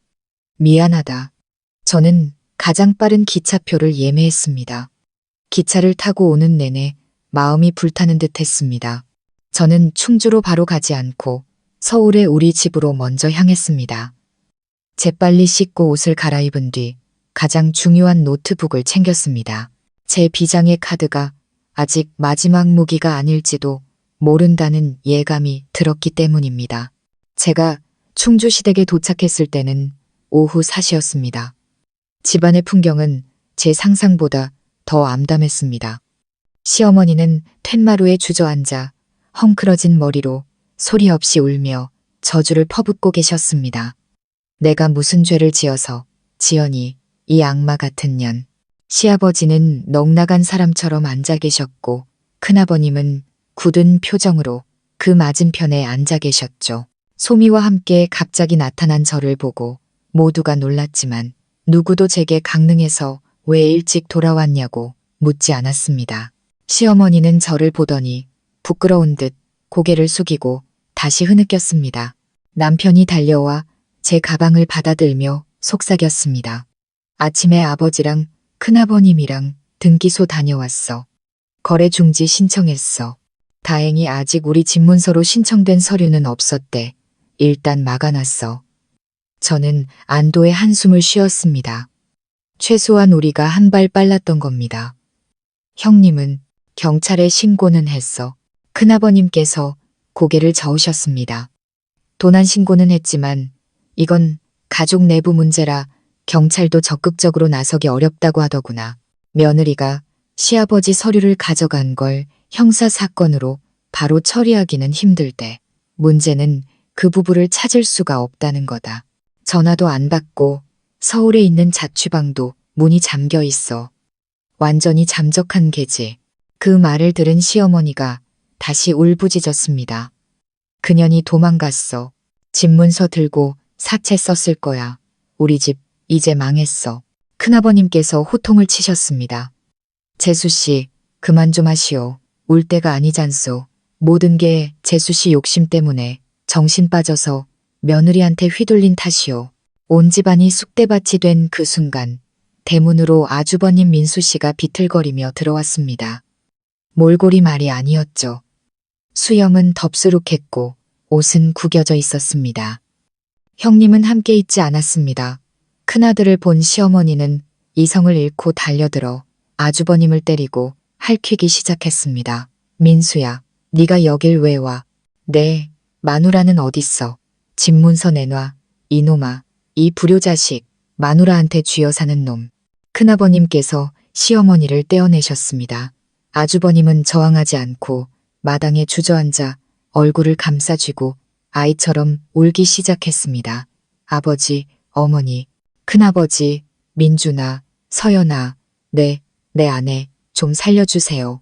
모두가 어리둥절했습니다. 살려달라니 무슨 소리냐. 그 애가 집문서를 훔쳐갔는데. 아니에요. 큰아버님. 아주버님은 눈물 콧물 범벅이 된 얼굴로 울부짖었습니다. 지연이는 주동자가 아니에요. 지연이도 피해자라고요. 협박당하고 있었어요. 또 다른 진실이 드러나는 순간이었습니다. 아주버님은 더듬거리며 이야기를 시작했습니다. 지연이가 예전에 보험 설계사로 일할 때 실적 때문에 고객 몇 명의 서명을 위조해서 가짜 계약서를 만든 적이 있어요. 오래전 일이라 잊고 있었는데 한 달 전에 어떤 놈들이 찾아왔어요. 그 놈들이 그때 위조한 계약서 원본이랑 통화 녹음 파일까지 모든 증거를 가지고 있었어요. 경찰에 신고하고 회사에 알리겠다고 감옥에 보내버리겠다고 협박했어요. 돈을 노린 거냐? 남편이 물었습니다. 아니요. 돈을 달라고 하진 않았어요. 아주버님은 고개를 저었습니다. 그놈들은 이 종갓집을 자기들한테 넘기라고 했어요. 뭐, 집으로 협박을 했다고? 큰아버님께서 벌떡 일어나셨습니다. 네, 자기들이 지정하는 사람한테 이 집 명의를 넘기라고 했어요. 지현이 남동생이 집을 구하는 건 사실이었어요. 2억의 집을 판다는 계획은 그놈들한테 집을 넘기는 걸 합리화시키려고 지연이가 꾸며낸 거짓말이었어요. 가족들한테 사실대로 말할 용기가 없었던 거죠.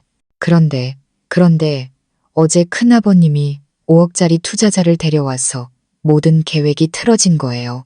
협박범들이 그 사실을 알고 지연이를 죽여버리겠다고 했대요. 당장 집문서를 가져오지 않으면 모든 걸 폭로하겠다고요.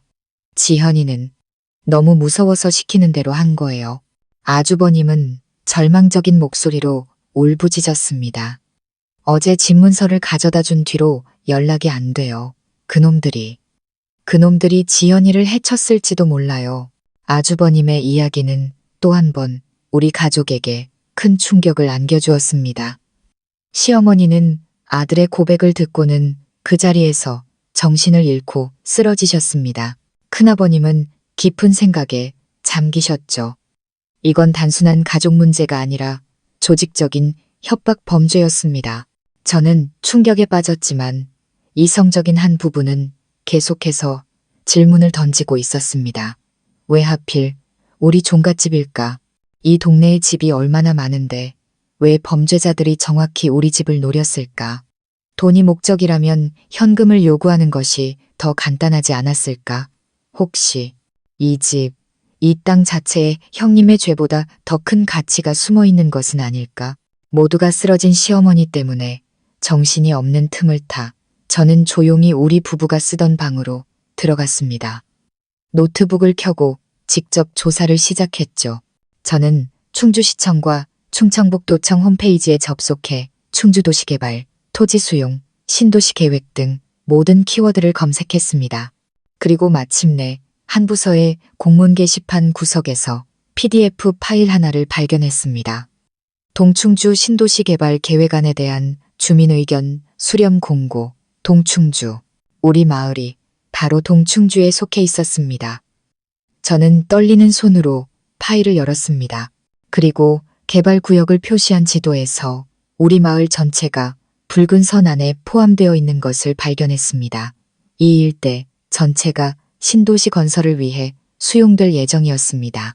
심장이 미친 듯이 뛰었습니다. 보상 계획안을 살펴보니 국가에서 책정한 보상 금액만 해도 시골 땅값의 몇 배에 달했습니다. 하지만 그게 다가 아니었죠.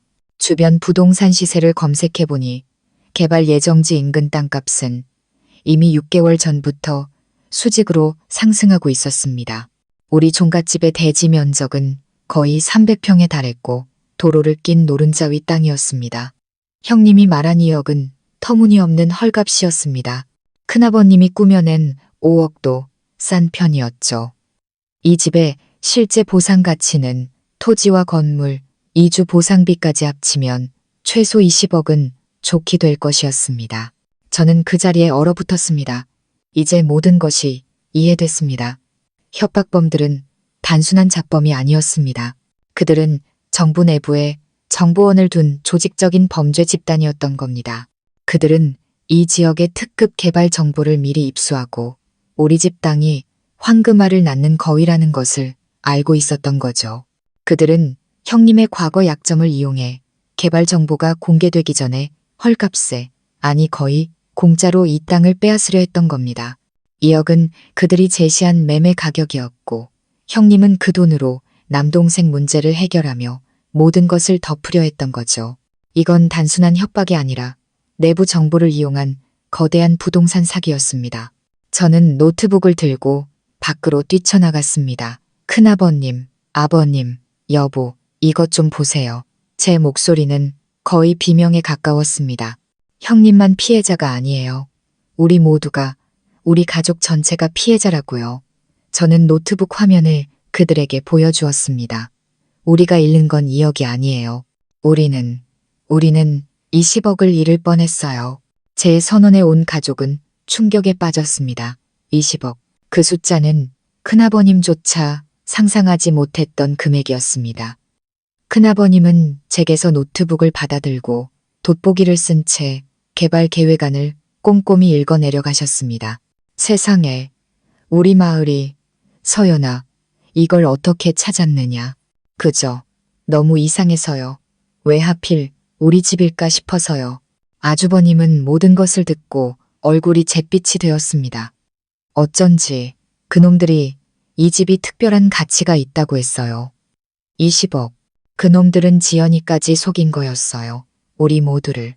그때 정신을 차린 시어머니는 20억이라는 말에 더 이상 울지도 소리치지도 않으셨습니다.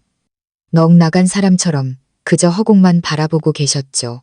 자신의 탐욕과 어리석음이 어떤 결과를 초래했는지 깨달은 충격이 너무나 컸던 겁니다. 바로 그 순간 남편의 휴대폰이 시끄럽게 울렸습니다. 모르는 번호였습니다. 남편은 저와 큰아버님을 번갈아 쳐다봤습니다. 큰아버님께서 말씀하셨습니다. 받아라. 그리고 스피커폰으로 해라. 남편이 떨리는 손으로 통화 버튼을 눌렀습니다. 차갑고 위협적인 남자의 목소리가 들려왔습니다. 너 김민준 맞지? 네. 그런데 누구세요? 내가 누군지는 알 것 없고. 내 마누라 이서연이랑 내 딸 소미. 지금 강릉에서 잘 놀고 있더군. 심장이 멎는 것 같았습니다. 그들은 제가 돌아온 것을 모르고 있었습니다. 저는 다급하게 남편에게 계속 연기하라는 신호를 보냈습니다. 남편은 애써 침착하게 말했습니다. 네, 제 아내와 딸이 여행 중입니다. 원하시는 게 뭡니까? 남자는 비웃었습니다. 네 형수, 일처리가 아주 엉망이야. 집문서 하나 훔치면서 온 동네 소문을 다 내고 좋다. 이제 너랑 직접 얘기하지. 너희 가족에게 48시간을 주겠다. 지금부터 48시간 안에 거래 중지 신청 취소하고 그 집을 우리 사람한테 넘겨. 그렇게 하면 내 마누라랑 딸 강릉에서 무사히 돌아올 거다. 하지만 경찰에 신고하거나 딴짓하면 강릉 가는 그 험한 고갯길에서 관광버스 브레이크가 제대로 작동할지는 장담 못하지. 내 딸 목숨 내 손에 달렸다. 당신들. 남편이 소리치기도 전에 전화는 끊겼습니다. 남편의 얼굴은 새하얗게 질렸고 시어머니는 손녀딸이 위험하다는 말에 눈을 뒤집고 다시 쓰러지셨습니다. 큰아버님은 이를 갈며 말씀하셨습니다. 짐승만도 못한 놈들, 어린애 목숨까지 걸고 협박을 해. 시아버지는 공포에 질려 말했습니다. 그냥 줘 버립시다. 20억도 좋지만 손녀딸 목숨이 먼저요. 안 돼요. 아버님, 제가 소리쳤습니다. 우리가 집을 넘겨주면 모든 걸 잃게 돼요. 집도 잃고 우리 목숨도 안전하다고 장담할 수 없어요. 남편은 절망적인 눈으로 저를 봤습니다. 하지만 소미는 어떻게? 저는 멍하니 서 있는 소미를 끌어안았습니다. 그리고 모두를 보며 결연하게 말했습니다. 그들이 저와 소미가 아직 강릉에 있다고 생각하는 것, 그게 바로 우리의 기회예요. 저는 일어서서 아주버님께 말했습니다. 아주버님, 어떻게든 형님과 연락할 방법을 찾아보세요. 당장요. 그리고 큰아버님을 봤습니다. 파출소에 신고하는 건 자살행위예요. 그들한테 정보원이 있을 거예요. 다른 곳에 알려야 해요. 저는 제 휴대폰을 꺼내 들었습니다. 경찰이 아닌 그들이 절대로 상상하지 못할 사람에게 전화를 걸기 위해서였습니다. 집안의 공기는 납덩이처럼 무거웠습니다. 남편은 딸 소미를 끌어안은 채 공포에 질린 눈으로 저만 바라보고 있었습니다. 딸의 목숨을 건 직접적인 협박은 남편의 의지를 완전히 꺾어 놓았습니다. 그냥 포기하자, 여보. 아침에는 신청 취소하고 그놈들한테 집 줘버리자.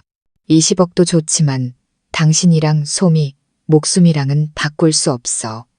우리 처음부터 다시 시작하면 되잖아.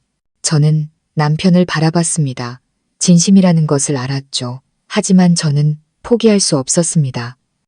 이건 단순히 돈의 문제가 아니었습니다. 이건 정의의 문제였고 조상님들의 집이 걸린 문제였으며 형님의 목숨이 걸린 문제이기도 했습니다. 우리가 집을 넘겨주면 모든 비밀을 알고 있는 형님이 과연 무사할 수 있을까요? 아니, 그들은 분명 입막음을 위해 형님을 해칠 겁니다. 그들은 제가 강릉에 있다고, 제가 이 사건의 가장 약한 골이라고 생각하고 있었습니다. 하지만 그들은 몰랐죠. 제가 바로 여기에 있다는 것을, 그리고 이 판을 뒤집을 사람이 바로 저라는 것을 저는 큰아버님께 말씀드렸습니다. 큰아버님, 이 일은 동네 경찰이 해결할 수 없어요. 정보원이 있을 거예요. 나도 안다. 그럼 누구에게? 혹시 도청에 아는 사람이라도 있느냐? 도청. 큰아버님의 말씀에 한 사람이 떠올랐습니다. 오래도록 연락이 끊겼지만 절대로 부패하지 않았을 거라고 확신하는 친구. 유나. 맞다. 유나. 누구? 제 대학교 동기요. 김유나. 엄청 똑똑하고 당찼던 친구인데 졸업하고 고향 내려와서 도경찰청에서 일한다는 소리를 들었어요. 큰아버님의 눈이 빛났습니다. 도경찰청. 그래, 그거다. 이 사건은 내부 정보 유출과 관련된 부패 사건이니 도경찰청에서 직접 나서야 해결할 수 있다. 연락이 되겠느냐? 해볼게요. 저는 낡은 주소록에서 유나의 번호를 찾아냈습니다. 그리고 남편과 큰아버님께 말했습니다. 저는 잠시 나가봐야겠어요. 어딜 가려고? 위험해. 남편이 제 손을 잡았습니다. 유나를 만나러 시내에 가야겠어요. 이게 우리의 유일한 기회예요. 대낮에 사람 많은 곳으로 갈 테니 괜찮을 거예요. 아버님과 당신은 집에서 부모님과 아주버님을 지켜주세요. 저는 동네 택시가 아닌 어플로 택시를 불러 시내로 향했습니다. 차 안에서 유나에게 전화를 걸었습니다. 유나야, 나 서연이야. 기억나? 어머, 이서연, 웬일이야? 시집 가서 소식 끊더니 무슨 일이야? 유나야, 나 지금 죽을 만큼 급한 일이 있어. 너 혹시 15분만 만나줄 수 있을까? 유나의 목소리가 진지하게 바뀌었습니다. 너 어디야? 무슨 일인데? 나 지금 큰 문제에 휘말렸어.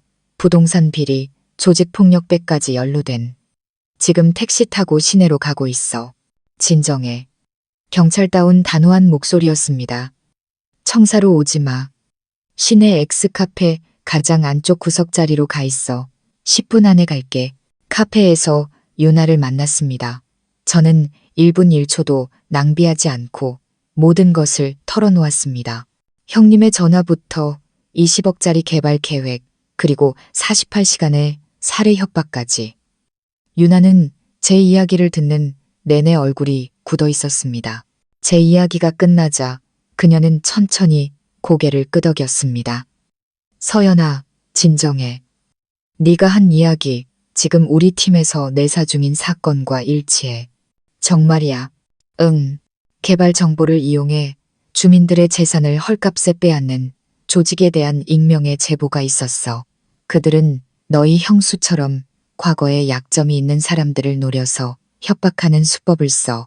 내부 정보원도 있고 아주 악질적인 폭력 조직과도 연계되어 있어. 우리는 결정적인 증거가 없어서 손을 못 쓰고 있었는데 너와 내 가족이 이 사건을 해결할 가장 중요한 열쇠가 된 거야. 그놈들이 우리한테 48시간을 줬어. 거래 중지 신청을 취소하라고. 유나는 차갑게 미소 지었습니다. 48시간. 좋았어. 그들이 우리에게 시간을 준 셈이네. 서연아, 우리를 좀 도와줘야겠어. 네가 미끼가 되어줄 수 있겠니? 미끼. 그래. 그놈들은 너희 가족이 굴복하길 바라고 있어. 넌 그 연기를 하는 거야. 그들에게 다시 전화해서 무서워서 어쩔 수 없으니 거래 중지 신청을 취소하고 명의를 이전해 주겠다고 해. 그리고 등기소에서 만나자고 약속을 잡는 거야. 그곳이 그들의 내부 정보원이 일하는 곳이자 우리가 그물을 던질 장소가 될 거야. 하지만 너무 위험하잖아. 걱정 마. 도경찰청 최고의 형사들이 투입될 거야. 등기소 주변은 완벽하게 포위될 거고 민원인이나 직원으로 위장한 형사들이 곳곳에 배치될 거야. 우리는 내부 정보원이 나타나서 서류를 처리하려는 순간 현장에서 모두를 체포해야 해. 이게 유일한 기회야. 유나의 말이 맞았습니다. 우리는 이미 벼랑 끝에 몰려 있었습니다. 알았어. 할게. 우리 가족을 지켜야 하니까. 대신 우리 딸 소미의 안전을 보장해줘. 걱정 마. 지금 당장 너희 집 주변에 인력을 배치해서 소미를 보호할 거야. 이제 집으로 돌아가서 형수님과도 연락해. 그녀도 중요한 증인이니까. 그리고 내 신호를 기다려. 집으로 돌아와 큰아버님과 남편에게 유나의 계획을 설명했습니다. 두 사람은 그 위험성에 얼굴이 하얗게 질렸습니다. 정말 믿기가 되겠다고? 남편이 제 손을 잡았습니다. 이게 유일한 방법이야. 소미는 이미 경찰이 보호하고 있대. 그때 아주버님이 다급하게 달려왔습니다. 서연아, 지연이가 전화했어. 근처 모텔에 숨어 있대. 그놈들이 집문서는 가져갔지만 명예 이전할 때 필요하다고 지연이를 감금하고 있대. 잘 됐어요. 저는 아주버님의 휴대폰을 받아들었습니다. 제가 통화할게요. 아주버님이 다시 전화를 걸자 곧 형님의 떨리는 목소리가 들려왔습니다. 여보, 형님, 저 서연이에요. 저는 말을 잘랐습니다. 똑똑히 들으세요. 저는 모든 걸 알고 있어요.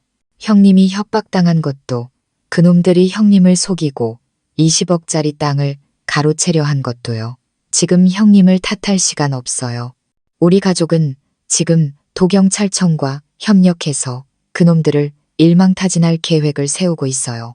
이게 형님이 죄를 뉘우치고 협박의 피해자로서 선처를 받을 수 있는 마지막 기회예요. 협조하시면 제가 형님의 과거보험, 사기죄에 대해 최대한 가볍게 처벌받도록 탄원해 드릴게요. 하지만 거부하신다면 모든 책임을 지셔야 할 거예요.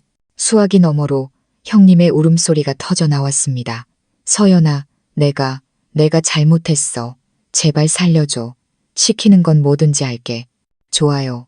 그럼 거기서 얌전히 그들을 따르는 척하세요. 그들이 서류 처리하러 가자고 하면 군말 없이 따라가세요. 그리고 절대로 우리가 모든 걸 알고 있다는 걸 티내면 안 돼요. 전화를 끊고 저는 가족들을 돌아봤습니다. 이제 기다리는 일만 남았어요. 다음 날 저녁 유나에게서 모든 준비가 끝났다는 연락이 왔습니다. 내일 아침 9시 군청 등기소. 지금 그놈들에게 전화해서 약속을 잡아. 저는 남편의 휴대폰으로 그 번호에 다시 전화를 걸었습니다. 애써 두려움에 떠는 목소리를 연기했죠. 저 민준 씨 아내인데요. 제발 우리 딸은 해치지 마세요. 저희가 동의할게요. 내일 아침 9시에 군청 등기소에서 뵙죠. 남자는 만족스러운 듯 웃었습니다. 그래야지 내일 아침 9시 내 가족 전부 그리고 내 형수까지 모두 데리고 나와. 딴 생각하지 마. 다음 날 아침 우리 가족 모두는 등기소로 향했습니다. 유나의 지시대로 저는 소미까지 안고 갔습니다. 그들을 안심시키기 위해서였죠. 등기소 안은 이상할 정도로 한산했습니다. 우리가 자리에 앉아 험상궂게 생긴 남자와 양복을 입은 남자가 형님을 데리고 들어왔습니다. 양복을 입은 남자가 우두머리인 듯 했습니다. 다 모였군. 좋아, 시작하지. 등기소 직원 중 한 명, 바로 내부 정보원이 서류를 들고 달려왔습니다. 준비됐습니다. 아버님, 여기 서명만 하시면 됩니다. 우두머리는 펜을 시아버지 앞에 던졌습니다. 서명해. 시아버지는 부들부들 떨며 펜조차 제대로 잡지 못했습니다. 남자는 제 품에 안긴 소미를 보며 위협적으로 으르렁거렸습니다. 빨리. 시아버지가 눈을 감고 펜을 종이에 대는 바로 그 순간 쾅 하는 소리와 함께 등기소 문이 부서지듯 열렸습니다. 모두 움직이지 마. 경찰이다. 수십 명의 기동대원과 유나의 팀원들이 쏟아져 들어왔습니다. 우두머리와 그 일당은 반응할 틈도 없이 제압당했습니다. 박철수, 당신을 부동산 사기 및 특수협박 혐의로 체포한다. 유나가 수갑을 든 채 걸어 나왔습니다. 범인들은 그 자리에서 모두 체포되었고 형님은 바닥에 주저앉아 통곡했습니다. 저는 소미를 끌어안았습니다. 드디어 모든 것이 끝났습니다. 사건의 전말이 밝혀지자 지역사회는 발칵 뒤집혔습니다. 우두머리 박철수는 내부 정보를 이용해 서민들의 땅을 갈취해 온 전문 범죄 조직의 수장이었고 등기소 직원은 그에게 정보를 넘긴 부패 공무원이었습니다. 우리 가족의 협조와 제가 모아온 증거, 그리고 형님의 결정적인 증언 덕분에 범죄 조직은 일망타진되었습니다. 몇 달 후 개발 계획이 공식적으로 발표되었고 우리 종갓집은 20억 원의 보상금을 받게 되었습니다. 재판에서 범인들은 모두 중형을 선고받았습니다. 형님은 제가 약속한 대로 가족 모두가 탄원서를 제출했고 협박에 의한 범행이라는 점과 수사에 적극 협조한 점이 인정되어 과거의 죄에 대해 2년의 집행유예를 선고받았습니다. 비록 법의 선처를 받았지만 아주버님 부부는 더 이상 고향에 머물 수 없었습니다. 시부모님은 보상금의 일부를 떼어 아주버님 부부에게 주며 새 출발을 할 기회를 주셨고 두 사람은 조용히 남쪽의 다른 도시로 떠났습니다. 가장 많이 변한 사람은 시어머니였습니다. 큰 충격 이후 어머님은 완전히 다른 사람이 되셨습니다. 더 이상 저를 구박하거나 미워하지 않으셨죠. 자신이 그토록 무시하고 미워했던 둘째 며느리가 온 가족을 구하고 하마터면 잃을 뻔했던 20억을 지켜냈다는 사실을 깨달으셨기 때문입니다. 어느 날 어머님은 제게 반찬을 집어주시며 말씀하셨습니다. 지난 8년간 단 한 번도 없었던 일이었습니다. 서연아, 내가 미안했다. 내가 너무 늙고 어리석었어. 늙고 초라해진 어머님의 모습에 제 마음속 응어리도 눈 녹듯 사라졌습니다. 저는 어머님의 손을 잡았습니다. 어머니, 다 지난 일이에요. 이제 우린 한 가족이잖아요. 남편과의 관계도 새로워졌습니다. 그 사건 이후 남편은 더 이상 유약한 남자가 아니었습니다. 아내와 자식을 지키는 법을 배웠고 제 의견을 존중하고 귀 기울여 주었습니다. 저는 늘 참고 희생하던 며느리에서 마침내 중요한 깨달음을 얻었습니다. 맹목적인 인내는 평화를 가져오지 않는다는 것을. 그것은 그저 악을 키울 뿐이라는 것을요. 불의에 맞서 가족과 나 자신의 존엄성을 지키기 위해 싸우는 것. 그것이야말로 진정한 용기라는 것을 말입니다. 거센 폭풍이 지나간 후 우리 가족은 이전보다 더 단단하고 서로를 깊이 이해하게 되었습니다.